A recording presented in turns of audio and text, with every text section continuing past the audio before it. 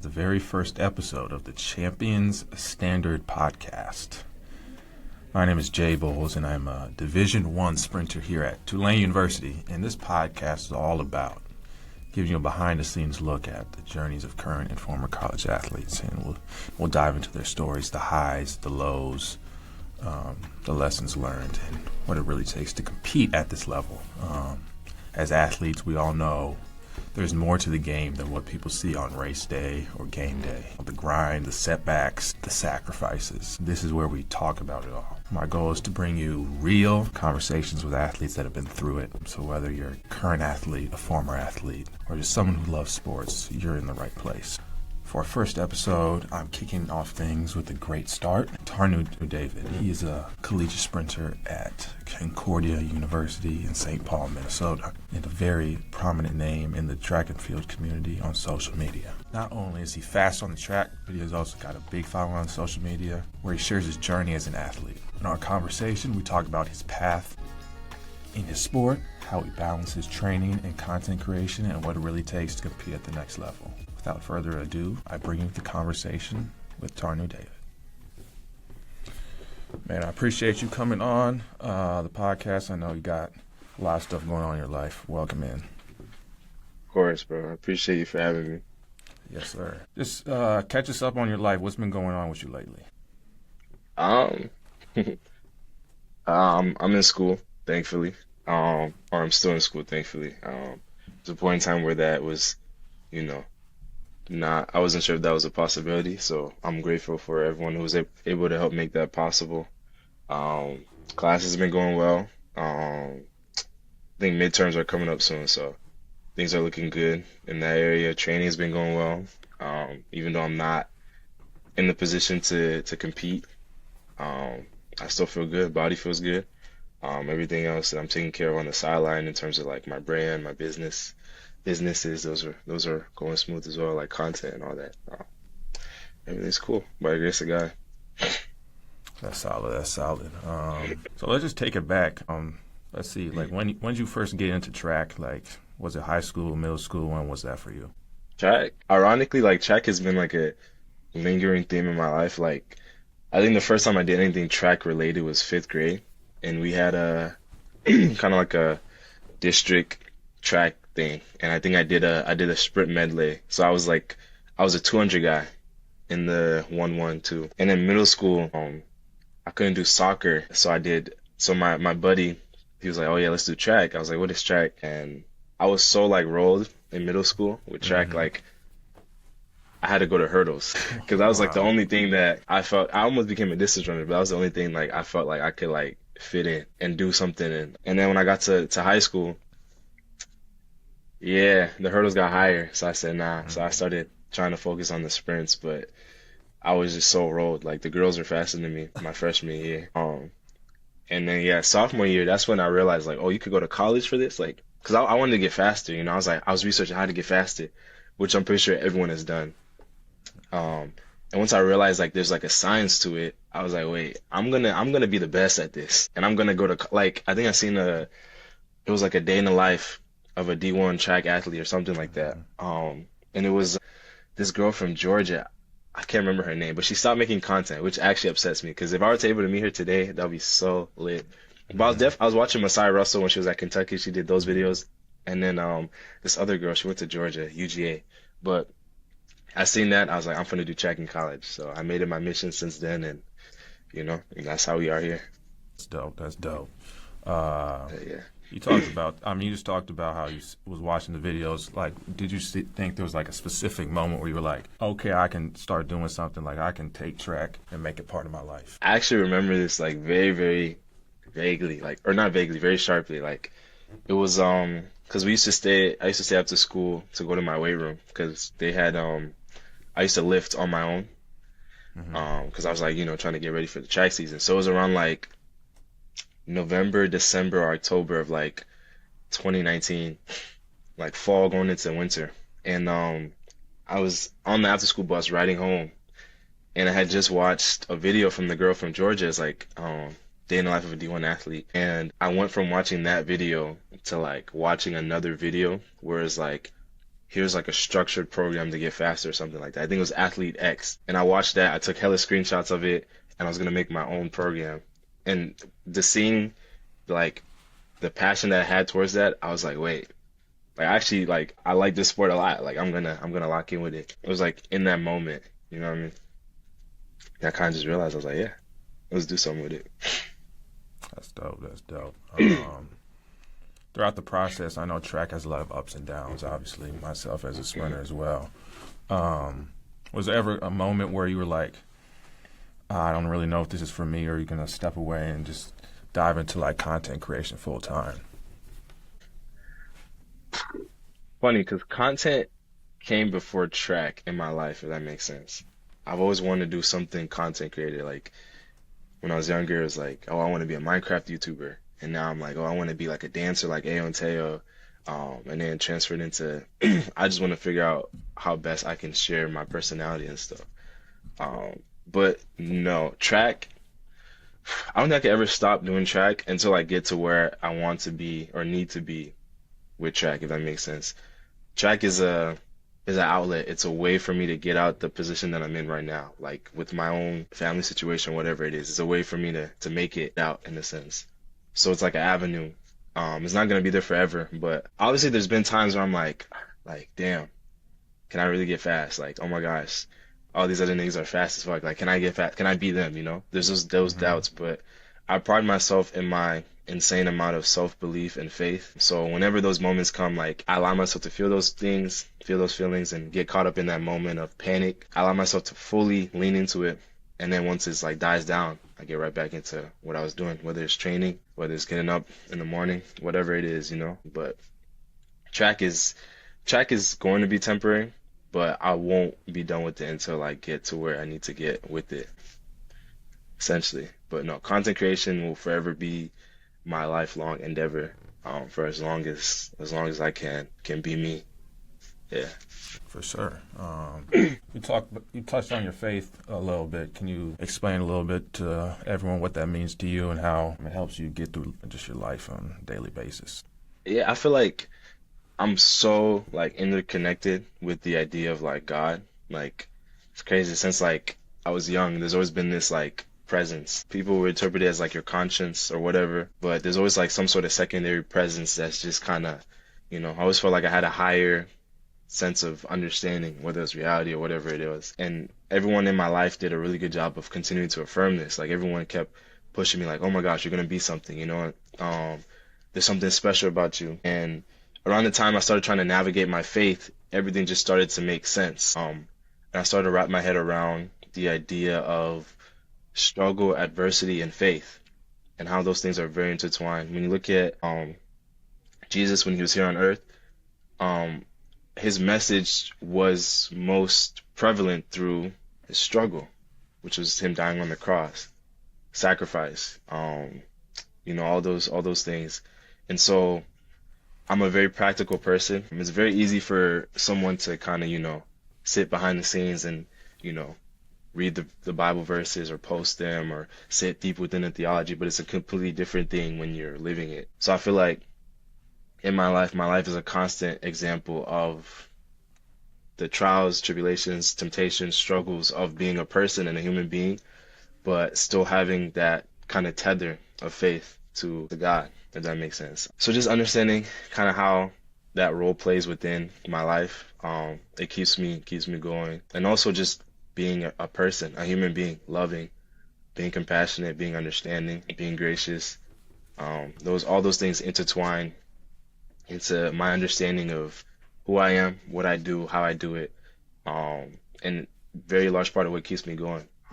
Even if you look at my content, it started off with me sharing what I know and sharing my experience, encouraging other people to follow along with me and to learn from me. That's acts of compassion, acts of grace, acts of service. So those are things that I embody within me still to this day, still being able to pave a way and give back and help and be a part of a community and all that. If that helps answer your question. No, I really like that. That's really important wisdom. I think faith can really help you get through the challenges and struggles in life. So I really like that. Appreciate that. Yeah, for sure. Just transitioning to the track aspect of your life, talking about your high school journey a little bit. But what's been the biggest adjustment going from high school to college track for you? Life. I think in high school, I was very naive, very inexperienced, I didn't have any understanding for the way the world works. It was this almost naive anime character like understanding for everything. Everything's gonna work out just the way it's supposed to. You know what I mean? I applied to these big schools. I didn't even get into my dream school. I didn't get recruited for anything. And here I am. It's August, and I don't know where I'm gonna go for school. And everyone starts school in 2 weeks. You know what I mean? Being able to go, and then I had to go to a team at a school and try out and not make the team and be there for that whole semester and then transfer. It's just, again, carrying on those themes of adversity and struggle. It's like you have to kind of learn how to roll with the punches, adapt, and be able to figure yourself out. Obviously, I can talk to you about like training. The training, I'll briefly touch on the training is way more rigorous, way more specific, way more demanding on your body. You got to take lift serious, you got to take recovery serious, your sleep, your diet, all those things, because those are the things that helps support that natural growth that's going to come.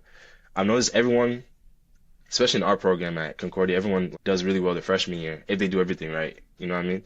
Because it's like puberty in a sense. It's like a huge boost. So those are very important things. In terms of like going back to the life themes, like really understand who you are. Like take the time to invest in your character development, your morals, your ethics, who you are as a person, your personality, figure out who you want to be around, what do you want to do. Those are the things that are very vaguely, vastly different from high school. High school, everything's damn near given to you. You have your friend group, tells you where to go to class, what time, even you going to use the bathroom is structured.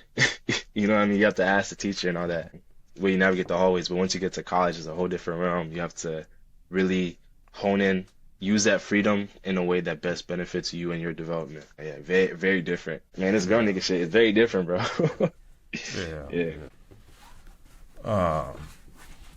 We talked about a little bit of the training aspect. Everyone gets to see like the race as the finished product and kind of the actual track. But just take us a little behind the scenes about something people don't know or something people don't realize about like the life and the grind of being a college sprinter today. Comparison. Oh my gosh. And it's so crazy because like when you get to college, it's a completely different ecosystem. You will have 24-year-olds racing 17-year-olds.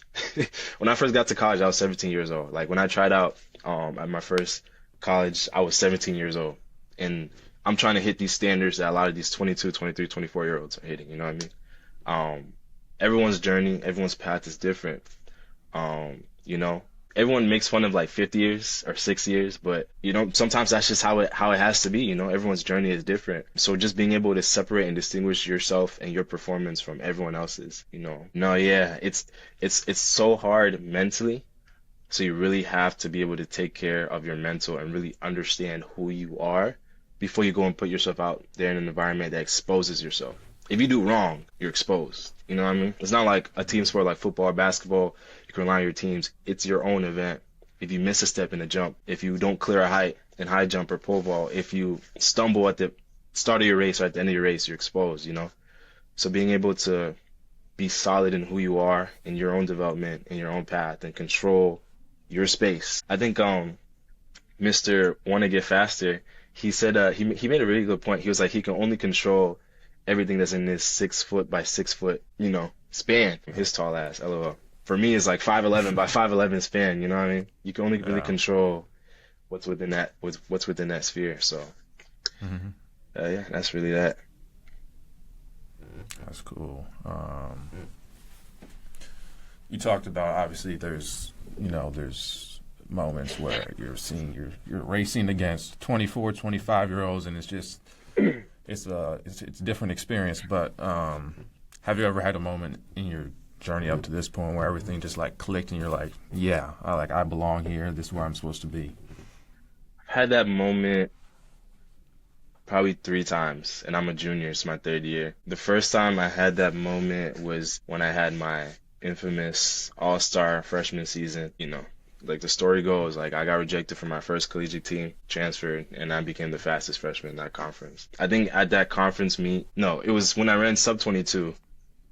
I ran 21.6, that's a huge improvement from like the last in high school I was a 22.9. You know what I mean? From that jump. And I think being in that environment when I won that race, I hit the time. I was like, whoa, merch, I can be fast. And then, conference comes around, I run 10.6. I was like, whoa, merch, I am fast, And everyone's affirming that. They're like, oh yeah, like you're you know what I mean? And then, you got people from the other teams. I'm just like, whoa, okay, maybe I do belong here. And then there's a moment last year, conference again. This time it was different because athletic-wise and performance-wise, I did horrible. Like, I didn't make it out of finals. My times were slow. I didn't even PR. I didn't PR once that entire season, besides in the 100 at the first meet. But it's conference now. I haven't touched my PRs at all. And I'm just so down on myself. But then I looked at my phone, I go on Instagram, and I hit 100K on Instagram. I was like, whoa. That was a different feeling. Now I'm like, okay. At first it's like, performance-wise, I can do this. Being in the sphere of influence and the athletic community, the track community, I was like, I belong here. Two things. I can do this and I belong here. And then recently, I think it was during a training session, I just had like a really good training session. And I was like, I feel like I can be elite. Like I can be this person that I've always been wanting to be, you know what I mean? And obviously I can't compete. I can't show any of the performance or the progress that I've been making, which is frustrating, but I feel it. I know I belong here. I know what I can do and I know who I am. All those things together. I'm here. We're here. Self-confidence is really important, obviously, especially in an individual sport like track. We see confidence can really take a toll or can really boost your performance. So I think that's a really important message. Yeah. And you kind of talked about, that moment where you hit 100K followers on Instagram. And you also talked about at the beginning how content creation has always been kind of a dream of yours and something you wanted to pursue. So what kind of started your passion for content creation, and like what made you start sharing your journey with the rest of the world?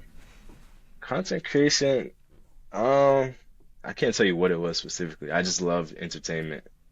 And I think around my freshman year of high school or of college, I realized like I'm an entertainer. Like I can be an entertainer. Like the way my personality is, I can show this to people and people can like it. In terms of sharing my journey, it's nothing new. I've been doing this since high school. I used to during like quarantine, I would film myself training and I would like post it on my Instagram, and like maybe my 10 friends on there would like it, and maybe one person would comment and be like, keep going, I've always been sharing it. It's just that last year, it was December 2023, like December 31st or 30th, I took a very more intentional approach to sharing that in a way that sparked virality and exposure and all that. And I really just took a more strategic approach to it. And once I did that, that's when everything boomed. But everything has always been there. The foundation for my knowledge on track, my passion to share myself and my journey, and also just my own personality has always been there. But this was the first time I took a very intentional and direct approach about it. And we see what happened now. I'm here. That's cool, man. That journey, different for everyone, but as you said, really cool. Started, you realized you were an entertainer, and you kind of just went with it from there. I really like that. Yeah. You kind of saw what your passion was and kind of just didn't hesitate and just went with it. I really like that. Appreciate that. Yeah, no problem. So just talk about like the balance of training, competing, content creation. Obviously, all of them take up a lot of time. So how do you go about that? Is there a certain structure you have? Is there, do you keep a calendar, schedule? What's it like for you? I guess for me, it's more like a mental thing. However, I think too much a lot up here. And so sometimes writing stuff down helps, sometimes it doesn't, but more so I'm a practical, habitual person. So like setting myself up in a way where everything flows from one thing to the next. Yeah. I think my schedule is probably super busy, but more so busy on the behind the scenes stuff. In terms of class and track, those are very scheduled things. Those are things I can't really avoid. You know, like I wake up in the morning, I go to class or study tables, and then I have practice and lift after. But more so the things like making sure I'm eating, making sure, I'm doing my homework, making sure I get this video done by this time, or do this campaign, do this NIL, or, start working on this project or meet with this person. Those things are kind of behind the scenes things that are a little bit more difficult to structure, but in terms as overall, everything's like energy, and it starts with fueling yourself, like taking care of what you eat and all that. So, and also like even if it means like supplements, like making sure like my brain function well, making sure I'm getting good sleep. I think taking care of the things that I can take care of, and making sure that I'm, showing up to all the things that are structured for me. So when it comes to behind the scenes stuff, I'm able to do that in a more fluid, dynamic manner, if that makes sense. So nothing's ever, the only things that are structured are things that are structured. Everything else is just me moving through it, and that makes sense. I like that. It's a good approach. I think you kind of let your necessary obligations, you can take care of those, and then kind of let everything else flow within your life. I think that's really cool. Yeah. And just talk about if you're able to, NIL is a big thing now in college athletics. Can you talk about any cool opportunities that have opened up for you that maybe you didn't really feel like were possible at the beginning? I would love to give a huge shout out and thanks to my sugar daddies at Post Games. They take care of me. Those are, anytime you see me do like the water bottle or this artist or that or anything cool and unique, that's Post Games. They give me those cool campaigns that allow me to just feel, allow me to obviously share some insight on whatever brands I'm collabing with, but also just give me the opportunity to be within that sphere of influence. I think it's just so cool. In terms of like recent stuff, I recently was able to work with Pizza Luce, which is so crazy. If you guys don't know what Pizza Luce is, it's like a pizza spot, kind of like within the Minnesota area. And that was so crazy. I partnered with my buddy Amir Makes Videos. We went down there a couple weekends ago.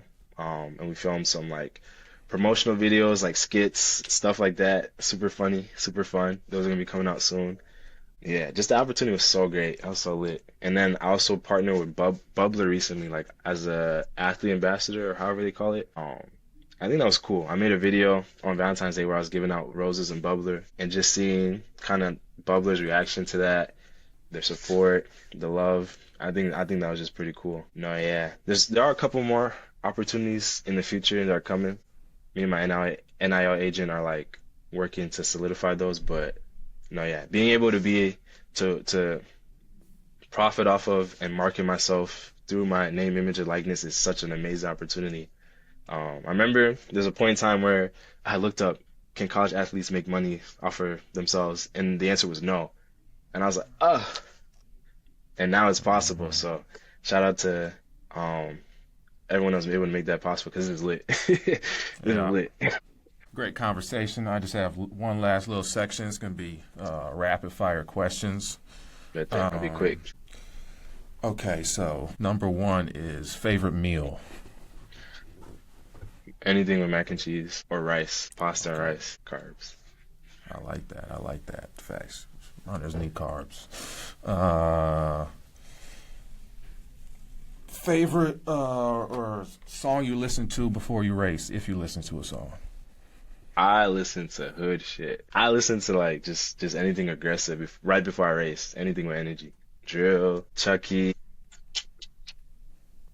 Yeah, just anything aggressive. Nah, I need to get into that dog mindset. That's really it.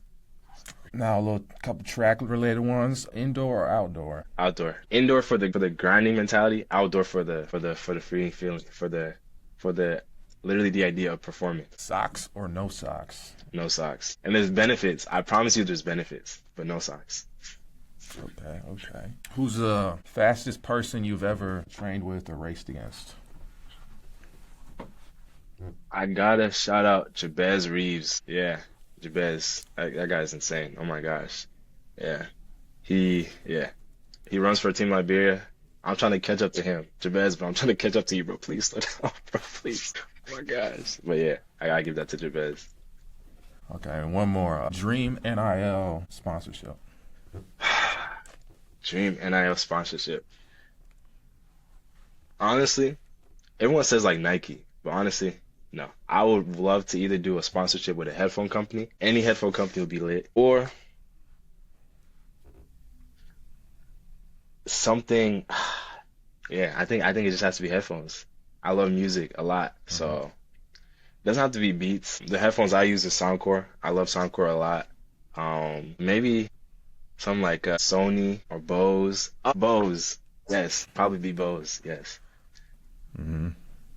Nice, I nice, did. nice.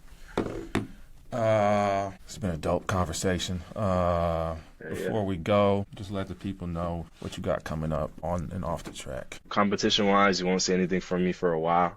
Maybe I might do one meet in the summer. There might be a couple of time trials. I might post those. In terms of content, just stay tuned. I'm still trying to figure out how I want to post content now. All that track and freak stuff, we're going to have to get rid of that. So it can't be in that direct nature. But I'm going to be, I guess, showcasing more of myself, if that makes sense. Yeah. Merch. I got merch coming out soon.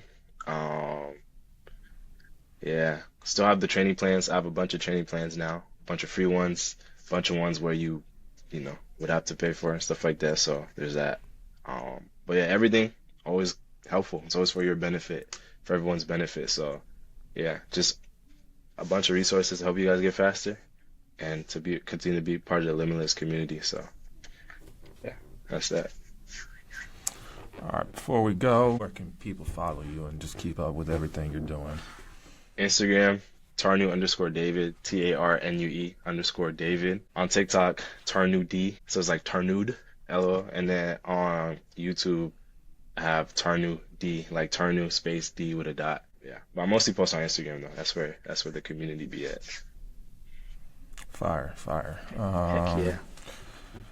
Appreciate you coming in, and I thank y'all for tuning in to this episode of the Champion Standard Podcast, and we'll see you next time.